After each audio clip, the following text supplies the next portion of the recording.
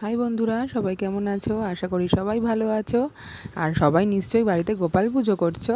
এখানে তো আমি এসে গেছি আমার দুজন গোপালকে নিয়ে, একজন বড় গপু আর ছোট গপু। এই বড় গপু ছোট গপুর অনেক গল্প আছে।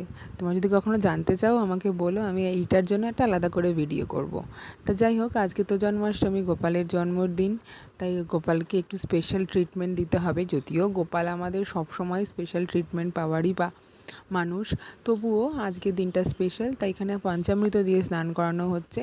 দেখো, নিয়মবিধি আমি কাউকে কিছু বলবো না, কারণ ওটা যে যার মনের মতো করেই করে গোপালের পুজো।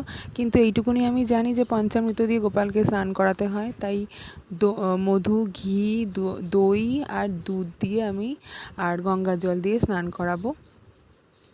দেখো, আমার মনে হয় তাতেই গোপাল শান্তি হবে। শুধু গোপাল কেন, যে কোনো দেবতাই তুমি যতটা মন থেকে যেভাবে ভালো করে ভক্তি ভরে পুজো দিতে পারবে, তাতেই সব সব দেবতাই শান্তি হয় আর কি। কেন দেখুন, নিয়ম মেনে বা সঠিক মন্ত্র উচ্চারণ করে বা যাই হোক, এভাবে তো সবাই পারে না, না আমাদের মতো লোকেরা তো সবাই জানে না।